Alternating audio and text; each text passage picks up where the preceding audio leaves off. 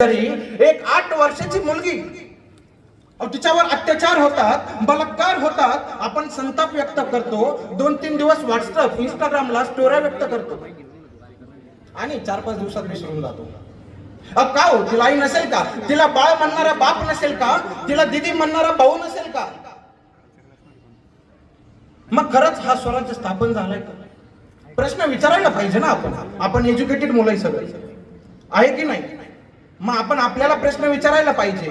या स्वराज्य महाराजांनी स्थापन केला, मग आपण या स्वराज्यासाठी काय करतो? हा पहिला प्रश्न आपल्या मनाला आपण विचारला पाहिजे. पण आपण विचारतो का? नाही विचारतो. गरजच काय? आपण नाही केलं, शेजारचं करेल. याच विचार भावनेमध्ये हा स्वराज्य चालत राहील. मग नेमकं स्वराज्य जाणून घेत असताना आपण काय केलं पाहिजे? अप्रतिप चंद्र लेखे व वर्धिष्णु विश्ववंदित शाहसुन शिवशेषा मुद्रा भद्राय राजते. प्रतिपदेच्या चंद्रकलेप्रमाणे झळकणारी ही राजमुद्रा फक्त आणि फक्त स्वराज्याच्याच कामी यावी. शहाजीराजेंचे पुत्र छत्रपती शिवाजीराजेंची राजमुद्रा त्यावेळी जर बघायला गेलो ना, तर डच, पोर्तुगीज, फ्रेंच, इंग्रज प्रत्येक राजाची एक वेगवेगळी राजमुद्रा असायची. मग नेमका राजमुद्रेचा उपयोग कुठे केला जातो? प्रश्न पडतो का आपल्याला? पडला पाहिजे. त्यावेळेस राजमुद्रेचा उपयोग केला जायचा राज्य चालविण्यासाठी, राज्याचा कारभार चालविण्यासाठी, सुरळीत पार पाडण्यासाठी. मग इतिहासाच्या पानामध्ये एक असा उल्लेख होतो की जगाच्या पाठीवर पहिली राजमुद्रा ही संस्कृत आणि देवनागरी लिपीत लिहिल्या गेली. माहिती आहे का आपल्याला? नाही माहिती. इतिहास आम्ही जाणून घेण्याचा प्रयत्नच केला नाही. 4थीचा जर इतिहास सोडला तर आपल्या आयुष्यात मला वाटत नाही परत इतिहास आला असं नसेल. आपण जाणूनच घेतलं नाही. आपल्याला टाइम नसेल कदाचित, होऊ शकतं, काही पण होऊ शकतं. मग तिथेच खरा इतिहास चालू होतो. महाराजांचे विचार जाणून घेताना, धर्मवीर संभाजी महाराजांचे विचार जाणून घेताना, डॉक्टर बाबासाहेब आंबेडकरांचं संविधान जाणून घेताना आपण प्रथमतः हा स्वराज्य म्हणजे काय ते जाणून घेतलं पाहिजे. इतके सगळे लढले, एकाच ध्येय त्यांचं, फक्त स्वराज्य. मग आपण यांचे नाव जर विसरलो तर काळ आपल्याला गुलाम बनवेल, आणि यांचे नाव जर आपण सतत आठवत राहिलो तर काळ आपल्याला वर्चस्व निर्माण करू. पण आपण करतो का? नाही करतो. आपण यावर त्यावर डिपेंड असतो. तसंच काय झालंय अजून जर तुम्हाला ऐकायचं असेल, स्वराज्य नेमकं स्वराज्य म्हणजे काय? ऐका. एक काळ चालू होता फार शांत. गाव शांत झाले, दरवाजे बंद झाले, आईचे डोळे पाणावले आणि भय भीती सारखे पसरू लागले. तेवढ्यात अचानक एक आवाज उठला, धर्म नव्हे स्वराज्य. नेमका स्वराज्य म्हणजे काय? माहिती? स्वराज्य म्हणजे काय? महाराजांनी तेव्हा एक आवाज उठवला, स्वराज्य स्वराज्य फक्त पाहिजे ते या रयतेसाठी. स्वराज्य म्हणजे स्वतःच राज्य. अहो, शेतकरी अन्न पिकवत होता, पण त्याचं अन्न खायला त्याला परमिशन नव्हतं. स्त्रिया घराच्या बाहेर निघत होत्या, पण त्या सुरक्षित नव्हत्या. मग जर देश आपला, भूमी आपली, स्वराज्य आपला, मग आपलेच अधिकार आपल्याला का नाही? महाराजांनी ठरवलं स्वराज्य स्थापन करायचं. 18 पगड जातींच्या मावळ्यांसोबत एक 16 वर्षाचा तरुण रायरेश्वराच्या मंदिरात एक शपथ घेतोय, स्वराज्य स्वराज्य स्वराज्य, आणि तेच मिळवणार मी स्वराज्य. आता विचार करण्यासारखी गोष्ट आहे. आता नीट लक्ष देऊन ऐका आणि विचार करत राहा. मनाला प्रश्न करत राहा, मनाला प्रश्न विचारत राहा. एक 16 वर्षाचा तरुण आजच्या स्थितीला काय करतो? सांगायची गरज आहे का? काय करतो? जातो एखादी, माहिती सगळं काय करतो, मला सांगायची गरज नाही. ज्या वयात मी पण त्याच वयात, जे तुम्ही अनुभवलं ते मी पण अनुभवलं. पण काळाने कुठेतरी माणसाला बदलावं लागतं, परिस्थितीनुसार माणसाला बदलावं लागतं. महाराष्ट्रात एक लय मोठी मन निर्माण झाली की अंथरूण पाहून पाय पसरवून. अरे बाबा, त्या अंथरुणाच्या बाहेर जर पाय गेला, तुला काय थंडी वाजते का? जाऊ दे ना मग पाय बाहेर अंथरुणाच्या. पण आपण त्या विचारांमध्ये अडकून बसलो. आपण परिस्थिती समोर हताश असतो. अहो, राजे कोण होते? एक आखाडा स्तब्ध आहे. समोर एक मोठ्या देहाचा योद्धा, हातात तलवार आणि डोळ्यात घमंड. पण त्याही समोर एक योद्धा उभा, डोळ्यात तेज जसं प्रौढ प्रताप पुरंदर, हातात तलवार. दोघे एकमेकांच्या नजरेत बघतात. दोघे एकमेकांच्या नजरेत बघताय. तलवारीवर वार होतोय, कर आवाज येतोय, झेंड्या उडताय. पहिला वार हुकल्या जातो, दुसरा वार रोखला जातो आणि तिसरा वार थेट शत्रूच्या धैर्यावर पडला जातो. हा राजा नव्हता, हा योद्धा होता या स्वराज्याचा. कोण होता? हा राजा होता, योद्धा होता स्वराज्याचा. अहो, शत्रू जमिनीवर पडतोय आणि छत्रपती शिवाजी महाराज तलवार घेऊन समोर उभे आहे, पण ना धैर्य वाढलेले, ना स्वाभिमान वाढलेला, ना श्वास वाढलेला. ते राजे होते. आज आपल्याकडे थोडं काही आलं, साधी कॉलेज मधून प्लेसमेंट उद्या, आपण इतके हवेत राहतो ना, खालून किती दगड मारले तरी आपण दिसत नाही, इतके वर राहतो. हा, जे काही आहे तसंच इतके वर राहतो. मग गर्व कशी? एकदा ना एकटे चालू, जाताना एकटे चालणार, पण जाता जाता काही नाही केलं तरी चालेल, पण स्वराज्य म्हणून, माणुसकी म्हणून या स्वराज्यात जगायचं कसं, हा पहिला मुद्दा आपल्या समोर उपस्थित राहतो. आजपासून एक निश्चय करा म्हणून, हे राज्य महाराजांना जर आपण आपलं मानतो, तर हा स्वराज्य आपुला. मग स्वराज्य आपुला, तर मग आपल्या समोर कोणतीही गोष्ट होती आपण सर्वात प्रथम उभं राहायचं. पण आपलं काय झालं, बाबा तू पुढे जा, मी येतो मागून, आणि ह्याच शोकांतिकेमध्ये आपण शेवटपर्यंत असेच मरून जातो. काय करतो आपण? जगायला येतो, कॉलेज बिलेज करतो, थोडा टाइमपास करतो, इकडे तिकडे कॅफे बिफे, बस संपला आयुष्य. अरे मग महाराजांनी 16व्या वर्षी पहिला किल्ला जिंकला, तोरणा. मग महाराज तर राजा होते, महाराजांना काय गरज होती स्वराज्य स्थापन करायची? आपण जिजामातेंचं स्वप्न होतं की या रयतेला समाजात चालत असताना वर मान करून चालण्याचा अधिकार मिळाला पाहिजे. तो अधिकार मिळवण्यासाठी महाराजांनी प्रयत्न केला. कोणी जर विचारलं तुम्हाला छत्रपती शिवाजी महाराज कोण आहे, तर गर्वाने सांगा, प्रतापगडच्या पायथ्याशी कान आला बेगुमान, नाही त्याला जाण शिवाजी राजांच्या करमतीची, शिवाजी राजांच्या करमतीची. सन होता 1659चा. आदिलशाही दरबारात हुकूम सोडला गेला, कोण जायगा शिवाकुलाने, कोण जायगा शिवाकुलाने. सगळे सरदार असे शांत उभे मानाखाली घातलेले, सगळे शांत. हिंमत नव्हती कोणाची स्वराज्याकडे बघायची. तेवढाच एक सरदार उठला, मैं जाऊंगा शिवाकुलाने, मैं जाऊंगा शिवाकुलाने. तो होता अफजल खान. अहो, म्हणता शनी निघाला, इतकी घाई त्याला. निघाला दक्कनच्या साईडने, दक्कनच्या साईडने निघाला. अहो, आई बहिणींची आबरू लुटली, माझ्या शेतकऱ्याला लुटलं. अहो, सावकारांनी पैसे व्याजाने दिलेले ते त्यांनी लुटले. अहो, घरात अन्न धान्य राहिलं नाही खायला. इतकं लुटलं त्यांनी रयतेला, इतकं लुटलं बाहेर. अहो, एवढंच नव्हे, ज्या देवीला आपण दैवत मानतो आई भवानी, अहो तिच्या मंदिरावर घाव घातला. आणि घाव घालून विचार करा, तो घाव होता या स्वराज्याच्या प्रत्येकाच्या छातीवर होता. तो घाव प्रत्येकाच्या छातीवर. तीच खबर महाराजांपर्यंत पोहोचली. राज एक खान चालून आला बाई स्वराज्यावर. कोण होता तो खान? एक महाराजांपर्यंत बातमी पोहोचली की एक राज खान चालून आला स्वराज्यावर. अहो, फौज घेऊन आला की अख्खं घरदारच घेऊन आला. सोबत काय काय होतं? 12,000 सैन्य, 6,000 घोडे, 1,000 हत्ती, 100हून अधिक तोफा. विचार करा, व्हेरी मोस्ट पॉवरफुल. साधा नव्हता. महाराजांनी ओळखलं, आता आपल्याला काहीतरी करावे लागणार. मग महाराजांनी काय केलं? महाराजांनी रणनीती आखली. पण एक रात्र अशी घडून आली की ज्या दिवशी आई भवानी मातेच्या तुळजापूर येथे मंदिरावर घाव घातला, त्याच दिवशी आमचे छत्रपती शिवाजी महाराजांना रात्री स्वतः भवानी माता प्रसन्न झाली. मग विचार करा, ज्या राजाला साक्षात देव प्रसन्न होतो, तो राजा देवापेक्षा कमी असेल का? कमी असेल, साहजिक गोष्ट. शत्रू बरोबर राहणारा कोण होतो? शत्रू. मित्राबरोबर राहणारा मित्र. मग ज्याला देव साक्षात प्रकट झाले तो कोण झाला? देव झाला ना. ऑब्विसली देव झाला. आहे का काही निशंक करण्यासारखी गोष्ट? आमचे छत्रपती शिवाजी महाराज देव होते.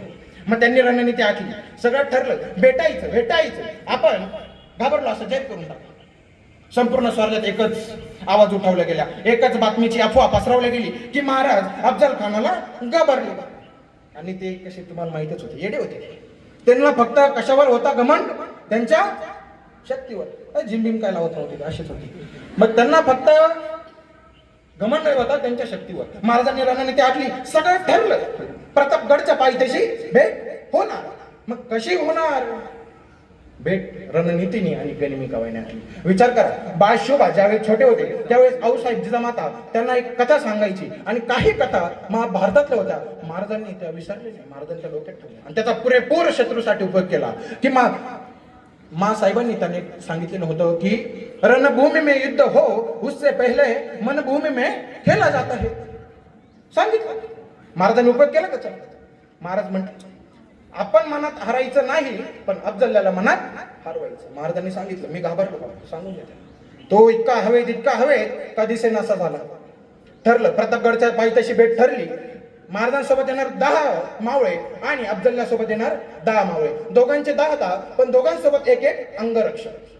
मग महाराजांसोबत होते जिवा महाला आणि अफजल खानासोबत होता सय्यद बंडा. सय्यद बंडा म्हणजे माहितीये कसा? अहो जसा हत्ती चालतो ठाप ठाप ठाप तसा सय्यद बंडा. खतरनाक होता. सगळी तयारी झाली. शामियानामध्ये भेटायची वेळ ठरली. 10 डिसेंबर 1659 12:35 भेटायची वेळ ठरली. अहो अफजल असा उभा महाराज असे चालत येतात. अफजलला म्हणतो आओ शिवाजी आओ मैं तुम्हें दोस्ती का हार फरमाता हूं. अफजलला खुश झाला. जेव्हा अफजल खानने छत्रपती शिवाजी महाराजांना बघितलं, अरे हा तर फक्त 5 फूट असा घेतो ना असा मोठा. आता का खाऊ होता का? खाऊ होता का? सोपं नव्हतं. शक्तीने नव्हे माणूस युक्तीने मोठा पाहिजे आपले महाराज होते. जसं की महाराज येता अफजल खान म्हणाला आओ शिवाजी आणि जसं की भेट झाली. आजच्या हगडे करणाऱ्यांनो विचारा अफजल खानाला मिठी कशी होती. विचारा जरा. आज अवघड झालं सगळं. काय कुठे चालला हा देश? अहो विचार करा. महाराज येत आहे. अफजल खान 7 फुटाचा होते का? बराबरी होती का? नव्हती. पण महाराज आले मिठीत झाली. अफजल खानाने जशी की शिवाजी महाराजांची मान अशी कवळीत घातली. कटार काढला. जय कोतरार कर आवाज आला. कसा आवाज आला? कर ठिंग्या उडाल्या.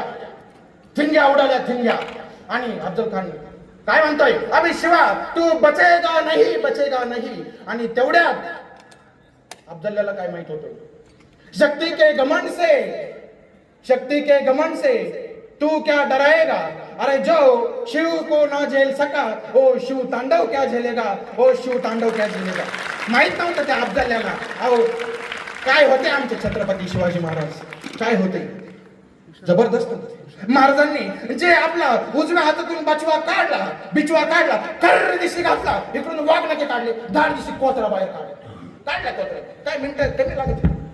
टाइम फार कमी होता. हॅलो येतो आवाज? तर कोतरा बाहेर काढला आणि कोतरा बाहेर काढला. अफजल खान पडला. महाराज उभे. तेवढ्यात आला तो सय्यद बंडा. आला दांडपट्टा काढला. महाराजांचा टाकणार. घडलं काय? महाराजांच्या दांडपट्टा टाकणार.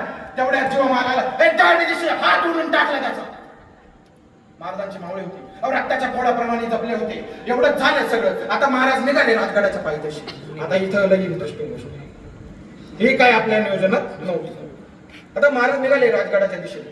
महाराज निघाले आणि तेवढ्यात महाराजांसोबत अजून एक मावळा आलेला होता. त्याचं नाव संभाजी माहिती? संभाजी कावजी त्यांच्या सोबत होते. मग अचानक महाराज म्हणताय की संभाजी कावजी कुठे आहात आपण? अरे वा. जसं लहान पोरग डब्याची पिशवी घेऊन हातात जाते तसा तो संभाजी कावजी अफजल खानाचा मुंडका असा हातात घेऊन धाडस लागत होत. महाराजांनी त्याला बघितलं. महाराज म्हणे संभाजी कावजी हे आपल्या काही नियोजनात नव्हतं. संभाजी कावजी म्हणताय की ज्याने आपल्या दैवतावर वार केलाय अहो त्याला असं कसं सोडायचं? कळू द्या या रयतेला, कळू द्या स्वराज्याला. ज्यांनी या स्वराज्यावर घाव घातलाय त्याचं मुंडकर माझ्या राजाने हातात काढून दिलं. आणि तिथे इतिहास घडला होता जीवा म्हणून वाचला शिवा. काय आज आपल्याला किती मिनिटात निघत असणार? 5 ते 6. अहो पण महाराजांना रणनीती करायला किती दिवस लागले बरं? किती रयतेचा अन्याय झाला आपण समजूनच घेतलो. आम्ही कुठे गुंतलो हगडे प्रॉमिस इथेच गुंतलो ना आपण. काय खोटं आहे का काय त्याच्यामध्ये? काही करा, काही पण तुम्ही आयुष्यात काही करा पण एक गोष्ट आयुष्यात कधीच विसरू नका की हे जीवन जर एकदा भेटलंय तर या जीवनाला कधी असंच जाऊन द्यायचं नाही, त्याचं काहीतरी सार्थक करा. स्वातंत्र्यवीर सावरकरांनी खूप सुंदर सांगितलंय, या देहाकडून देवाकडे जाताना मध्ये एक देश लागतो आणि त्या देशाचे आपण देणे लागतो. मग खरंच जर विचार केला तर आपण या देशाला काय देतो? कॅडबरी, गुलाबाचं फुल. मग काय देतो आपण या देशाला? मी तुम्हाला सर्वांना भाग्यवान समजतो. तुम्ही आज RJS इन्स्टिट्यूट मध्ये काय डॉक्टरची पदवी वगैरे घेत असणार, कोणी BHMS MBBS काहीतरी करत असणार. आपण इंजिनिअरिंग आपल्याला काही एवढं सांगता येणार नाही, पण काहीतरी करत असणार. येणाऱ्या काळात तुम्ही डॉक्टर होणार, येणाऱ्या काळात तुमचे मोठमोठे हॉस्पिटल असणार असं आपण गृहीत धरू. तर मग मी अजून काही कन्फर्म सांगणार नाही. तुम्ही उद्या 2 वर्ष नेसाल, तुम्ही तेव्हा म्हटले होते आमच्या हॉस्पिटल राहणार, आज आमचं काहीच नाही. आपण जबाबदारी घेत नाही. तर मग येणाऱ्या काळात तुमच्या भविष्यात हॉस्पिटल झाले तर तुम्हाला काय करायचं? एक गोष्ट मनाशी फिक्स राहू द्या, स्वराज्य स्वतःच राहायचं. मग या स्वराज्यात प्रत्येक आयामावली कोण? आपले माता आणि बहीण. ज्याला मानायचं तो मानेल. काय होईल? दोन्हीकडून होईल. मग ज्यावेळेस तुमचं हॉस्पिटल उभे राहशील, अहो काय करा, दिवसाला एक कस्टमर तुम्ही असं करू शकता ना, गरीबाचं काय जातो करू शकता ना. माणूस, तुम्हाला सांगू का, माणूस जन्म घेताना कोणत्या परिस्थितीत जन्म घेतो हे त्याला माहित नसतं, पण तो जन्माला आल्यावर जर गरिबीमध्ये मेला तर मी म्हणतो त्यांनी पुनर्जन्म घ्यावून फाशी घेऊन मारावं. काय सोपं आहे ना, पुनर्जन्म घेऊन फाशी घेऊन मार. मग तुम्ही गरिबीत जन्माला येताना तुम्हाला महत्वाचं आहे, तुम्हाला एक संधी आहे श्रीमंत होण्याची, मग तुम्ही का करत नाही? अहो आज मला सांगायला दुःख होतं की सगळ्यात जास्त सुसाईड अटेम्प्ट कोणाची माहिती? मेडिकल स्टुडंटची. बाबा काय तुमच्याकडे असं तुम्ही सुसाईड करता डायरेक्ट? काय नेमकं होतं काय? सगळं सुखात चालू असतं, आधी गेलं बाबा, काय होतं काय नेमकं? अहो विचार करा, जर तुम्ही येणाऱ्या संकटांना घाबरता, विचार करा, तुम्ही जर येणाऱ्या संकटांना जर घाबरता तर मग माझ्या राजांनी स्वराज्य स्थापन करायला पाहिजे होतं का? किती मोठे संकट चालून आली या स्वराज्यावर. जो अफजल खान 12,000 फौज घेऊन आला होता, मग महाराजांनी त्याला घाबरून काय म्हणायला लागत होतं? बाबा आपल्याच्याने काय होऊ शकत नाही, मी पण तुझ्या देतो, मॅटर क्लोज. झालं असतं ना, झालं असतं ना. पण येणाऱ्या संकटांना आपण हताश होऊन जातो, निगेटिव्ह मध्ये जातो आणि येणाऱ्या काळात आपण आत्महत्या करून टाकतो. मग काय करायचं आपल्या आईवडिलांनी? काय करायचं? मग माझं काय म्हणणं आहे, सरळ काय करायचं ते का? मरायचं मारा, घरच्यांना 5-10 कोटी मरून जाऊन मारा, ते तरी सुरक्षित राहिले पाहिजे. मग आपल्या राजांना जर आपण आदर्श स्थान जर मानतो, आपल्या राजांचे जर आपण विचार घेतो, तर मग नेमकं आपलं चुकतं कुठं? इथेच चुकतं सगळं. आता नीट ऐका, आपली चुकायला सुरुवात इथून होती की आपण काय करतो की फक्त 19 फेब्रुवारी आली की मॅटर तिथं थोडा क्लोज होऊन जातो, तेव्हा आपल्याला महाराज आठवायला लागतो. आपण विचार करा ना की माझ्या राजांनी हा देश कसा स्वातंत्र्य केला, हे स्वराज्य कसं स्वातंत्र्य केलं. मग एवढ्या गोष्टींना आपण हताश होऊन मरणं गरजेचं आहे का? साधे बॅकलॉग असतात, बॅकलॉगला तुम्ही अरे काय एवढा कागद तुमचं आयुष्य लिहिणार आहे का? मान्य आहे भविष्यात तुम्ही डॉक्टर होणार आहे, पण आत्महत्या करण्याची काय गरज? काय गरज?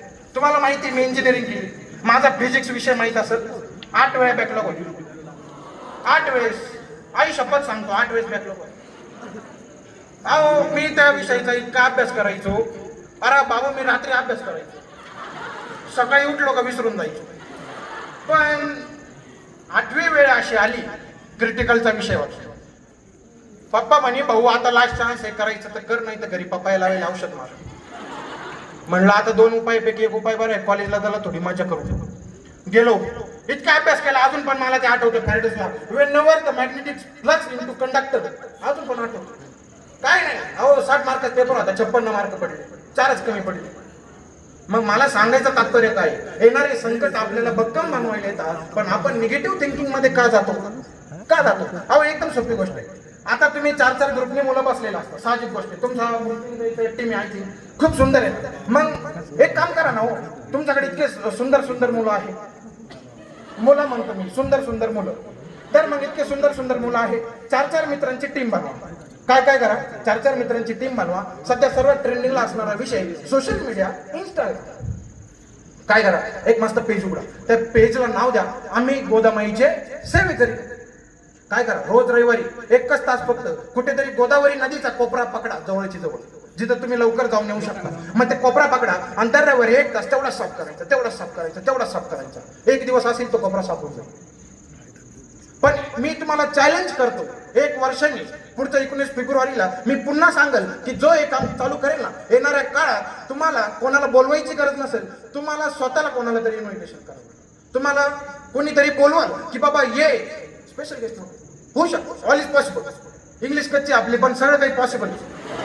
हा, मी इंग्लिश वशिल्याने पाठ टाकलेला, शपथ सांगतो तुम्हाला. एकच मिनिटाचा तुम्ही म्हणशाल आता आपलं चाललं कुठं, पण कसं आहे, हसणं पण गरजेचं आहे. आज तुम्ही हसले, उद्या 1 वर्ष जास्त जाक्षल, पुढच्या वेळेस पण ऐकायला राहशाल. तर म्हणजे मनावर नका घेऊ, सगळं काही गरजेचं आहे. इतिहास पण जाणून घेणं गरजेचं आहे, पण हसणं पण गरजेचं आहे. मला इंग्लिश लेक्चर होते, जय विल्लू सर, तामिळनाडूचे होते, आणि आपण मोठ्या कॉलेजमध्ये विषय हरलो होता. मग तुम्हाला सांगतो, कॉलेजमध्ये गेलो, इंग्लिश विषयीचं आपल्याला थोडं ज्ञान नव्हतं, आणि मग ते सगळं काही चालू झालं आणि मी इंग्लिशला फेल झालो. मी सरांकडे गेलो, सर म्हणलो please help me, my subject is backlog. तो खुश झाला ना माझ्याकडे बघून. तो म्हणे काम कर इंग्लिशमध्ये. म्हणलं मला कळलं नाही, मला फक्त एवढं कळलं, त्याने अशी फाईल हातात घेतली, असा हात फिरवला, म्हणलं अरे फाईल पुसायला लावली, पास करून देणार आहे. अरे भाई फाईल पुसली मी, ती पास करून दिलं, काय जातं. पण विषय काय, आपण माघार घेत नाही. आपण इथं गोष्ट आली, सत्यानाश, इथं गोष्ट घ्यायचीच कशाला. मग महाराजांनी जर इथं गोष्ट घेतली असती, बाबा तू समोरून 12,000 घेऊन आला ना, मी पण माझे 12,000 गोळा करून आणतो, समोरासमोर खेटू, मॅटर क्लोज झाला असता.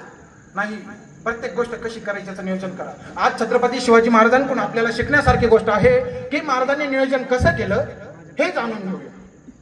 अहो, एक दिवस होता, कडतोजी गुजर, एक मावळा सेनापती कडतोजी गुजर निघाले एका मोहिमेला. कोणाची मोहीम आहे? मिर्झा राजे जयसिंग. मिर्झा राजे जयसिंग, इतकी मोठी फौज, इतकं मोठं बलाढ्य हत्यार, घोडे, तलवार, सगळं काय. कडतोजी गुजर गेले एकटे, सोबत कोणीच गेले.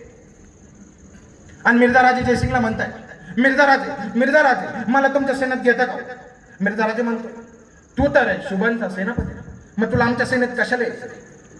कडतोजी गुजर म्हणतात, तुमचं इतकं मोठं सैन्य आहे, आमचं राजा कुठे तुमच्या पुढे टिकणार आहे का? मग त्यापेक्षा मला घ्या की तुमचा फौज, त्यांच्यापेक्षा मेल्यापेक्षा तुमचा पशी राहून जिवंत राहिलेलं बरं की.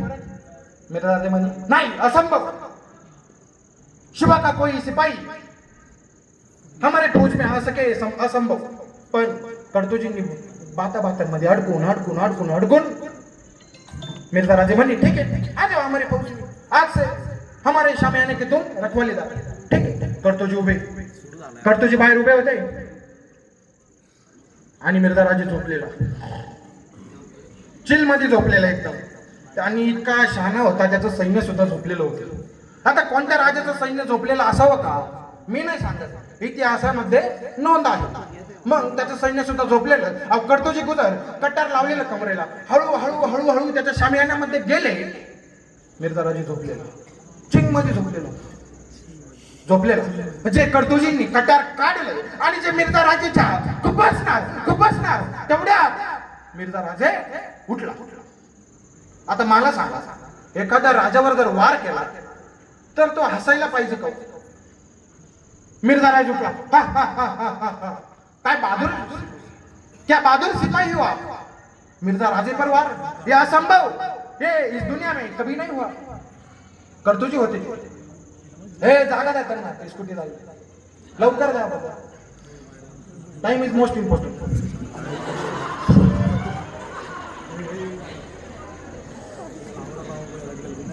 हा चला,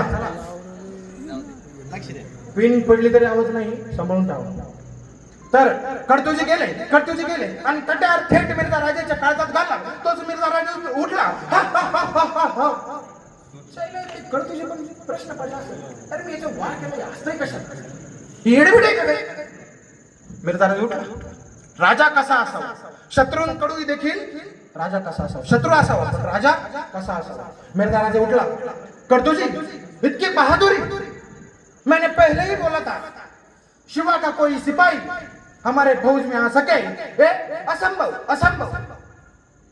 शिवा का सिपाही मार सकता है, मर सकता है, लेकिन कभी फूट नहीं सकता. कडतोजी गुजर त्यांच्याकडे बघ, सगळ्यांनी असा तलवारी लावलेला करतोजी तिकडे बघ, आपले मावळे कमी नव्हते. तेवढ्यात काय झालं, मग मिर्झा राजे म्हणे चल जाओ तुम जाओ, माफ किया तुम्ही, बहादूर सैनिक तुम जाओ. करतोजी निघाले, हळू निघाले. तेवढ्यात मिर्झारांनी आवाज दिला, मिर्झा राजेंनी आवाज दिला, करतोजी रुक जाओ. करतोजी ते पाऊल टाकलं सगळं मागे. काहीतरी विषय गंभीर, हा विषय गंभीर झाला. महाराजांनी करतोजींनी पाऊल मागे घेतलं. मिर्झा राजे जयसिंग म्हणाले, ये राज कटार लेके जाओ, मेरी तरफ से आपको गिफ्ट. करतोजी तर खुशच जाऊ शकता, चला भेटलोय काही. याच्या नंतर मिर्झा राजे जयसिंग ने करतोजीला काय सांगितलं, जाकर अपने राजे से कहो, जाकर अपने शिवाजी राजे से कहो, जब तक उनकी सेना में तुम्हारे जैसे बहादुर सिपाही हो तब तक उनको मैं तो क्या इस दुनिया में कोई भी हरा नहीं सकता. कसा असावा शत्रू, कसा असावा, विचार करा. हो तो शत्रू होता, पण कसा असावा शत्रू. आपल्याला साधा आपल्याकडे कोणी नजर वरतून पाडण्याचा कार्यक्रम असतो, त्याचा कार्यक्रम वरतून झेंडे काढते का, त्याला विचार करण्यासारखी गोष्ट आहे काही पण.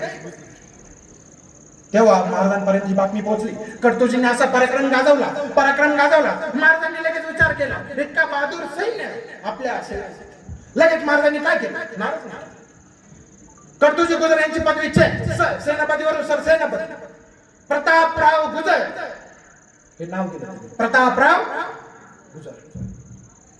आणि तेच प्रतापराव गुजर कधी कधी काळ वाईटही तो जेलावाला. एका साईडला महाराजांच्या राज्याभिषेकाची तयारी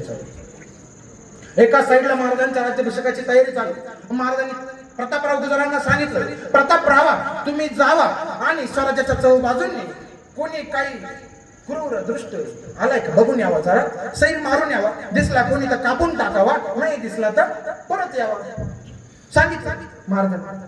करतोजी निघाले, करतोजी गुजर प्रतापराव गुजर निघाले. मग प्रतापराव गुजर निघाले साईडला आणि त्यांना भेटला बहलोल खान. कसा तो बहलोल खान, सुंदर. करतोजींनी बहलोल खानाच्या सैन्याला वेढा मारला आणि बहलोल खानाला अटक केली. आपण बहलोल खान पण जरा हुशारच होता, झुकून घेतलेलं आहे. प्रतापराव माफ करा, चुकी झाली. प्रतापराव मुझे माफ कर दो, इस बार मैं आया था, अगली बार मैं आऊंगा, माफ कर दो इस बार. माफी मागितली. आणि पहिल्यापासून स्वराज्याचा एक नियम होता, शरण आलेल्याला मरण नसावे. नव्हतं, राजेंचाच नियम होता, शरण आलेल्याला मरण नसावे. पण तो शत्रूही त्याच लायकीचा पाहिजे. इतका भयानक क्रूर, इतका भयानक. प्रतापरावांनी त्याला म्हणे, जा तू आता बाबा, सोडून दिलं तुला, आमच्या स्वराज्याचा एक नियम आहे, मरण आलेल्याला शरण नसावे. बहलोल खान सुटला. कालांतराने तिकडे राज्याभिषेकाची तयारी चालू. महाराजांच्या सप्त नद्यांनी महाराजांना स्नान घालण्याची तयारी चालू, अभिषेक घालण्याची तयारी चालू, गाणा भट्ट मंत्र उच्चारताय. तेवढ्यात महाराजांना एक निरोप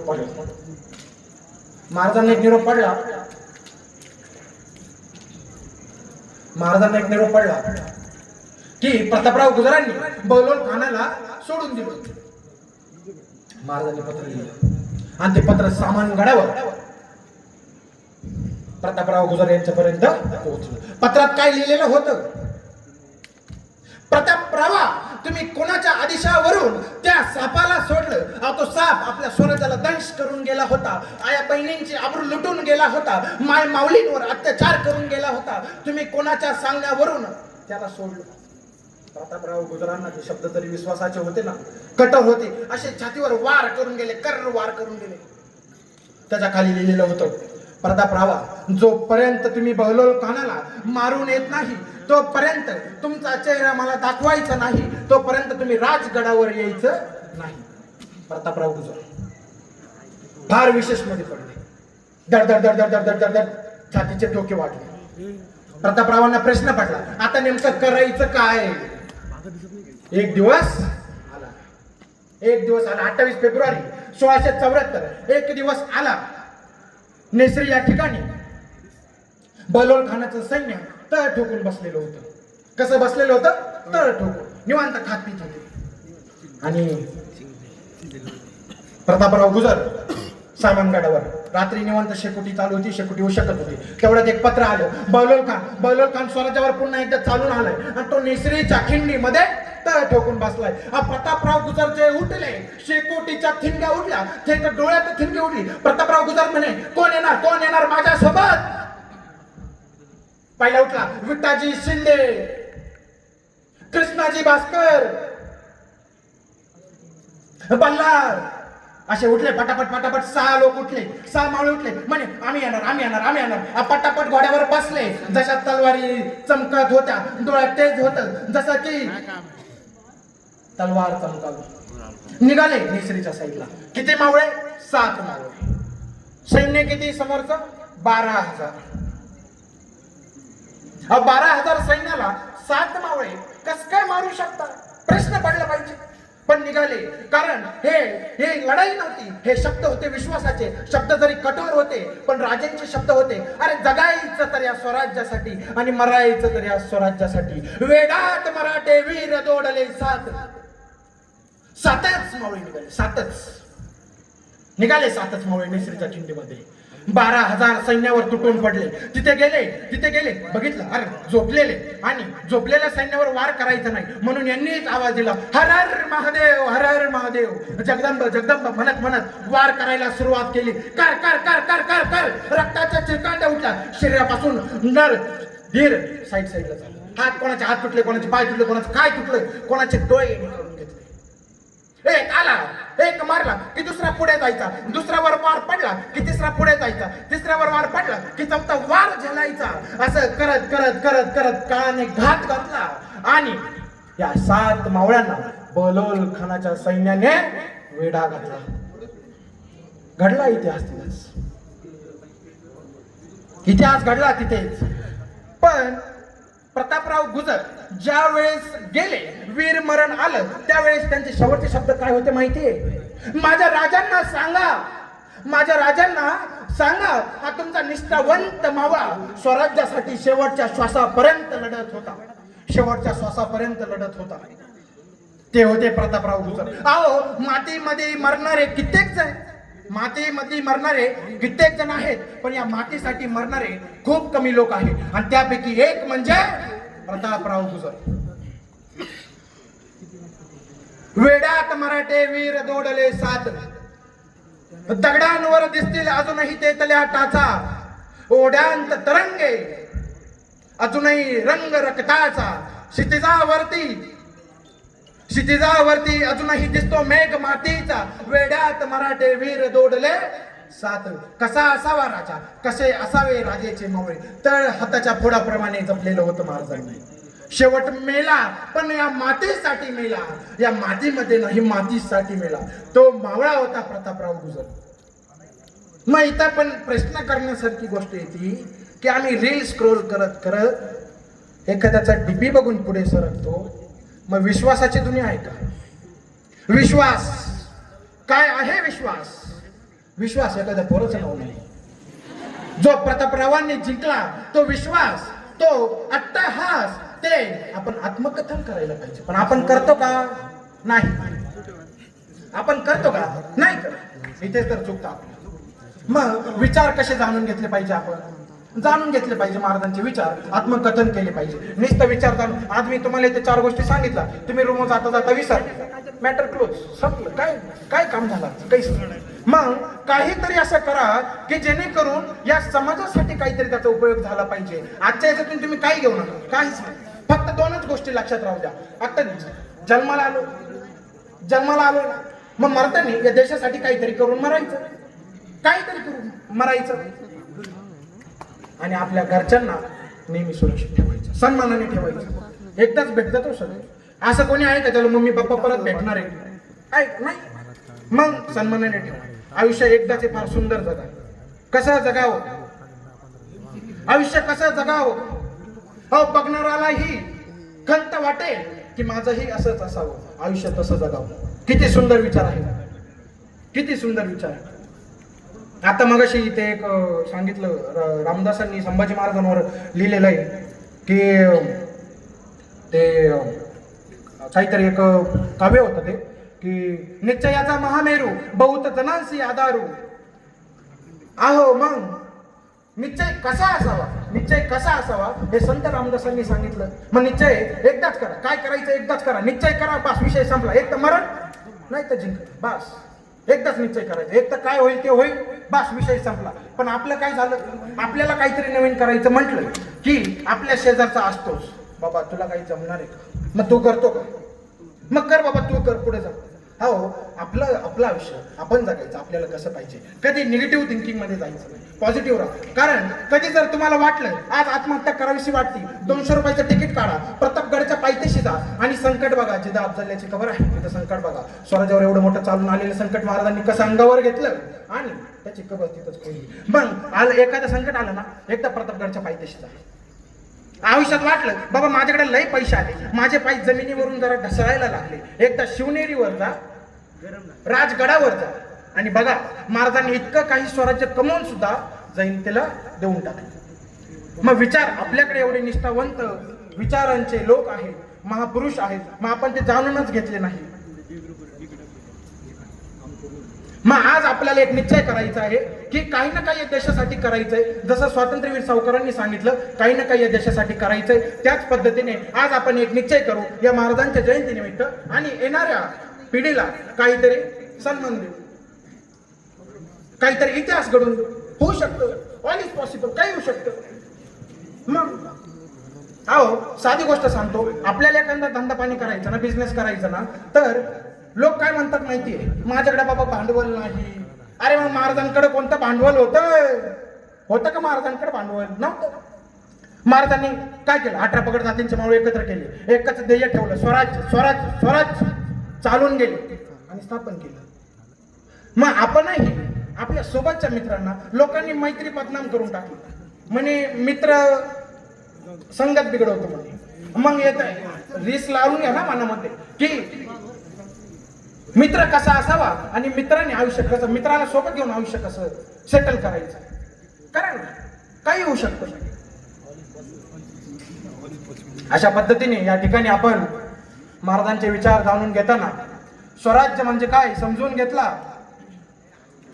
त्याबद्दल तुमच्या सर्वांचे मनापासून आभार. आता मला तुम्ही परत बोलायला भाग पाडू राहिले, काय वाजू आई नप्पा सांगतो, तुमच्या टाळ्यांचा आवाज ऐकून असं वाटलं फारच. पण टाळ्यांचा आवाज ऐकता क्षणी कळत राहतो माणसाला की पुरेसं झालं. त्याच पद्धतीने आजचा हा कार्यक्रम शिवचरणी मी अर्पण करून तुम्हा सर्वांना धन्यवाद व्यक्त करतो. कारण एक गोष्ट खरी सांगायची झाली तर आज हे माझं पहिलं व्याख्यान आजचं. कारण तुम्हाला सांगतो, मी जवळच्याच कॉलेजमध्ये इंजिनिअरिंगचं शिक्षण घेतलं. मागच्या वेळेस माझी प्लेसमेंट झाली. जॉब करता करता पहिल्यापासून एक आवड होती की काहीतरी करायचं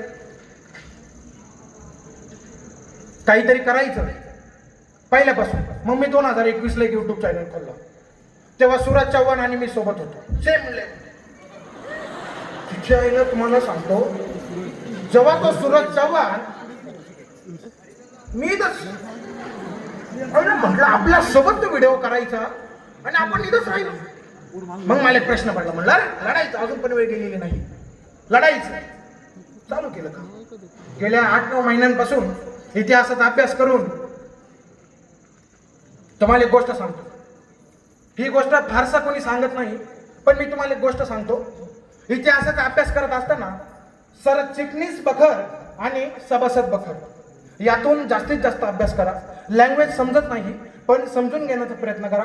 कारण एक गोष्ट मी तुम्हाला सांगतो, आपल्याला जे रील वगैरे येत असताना आपण काय करतो माहिती, ती रील डायरेक्ट आत्मकथन करतो, पाहिले ना डायरेक्ट मनात, पण त्या रील मध्ये रियालिटी जाणून घेत नाही आणि इथेच आपलं चुकतं. मग काय होतं, कधी कधी ते रील कोणीही टाकू शकतं.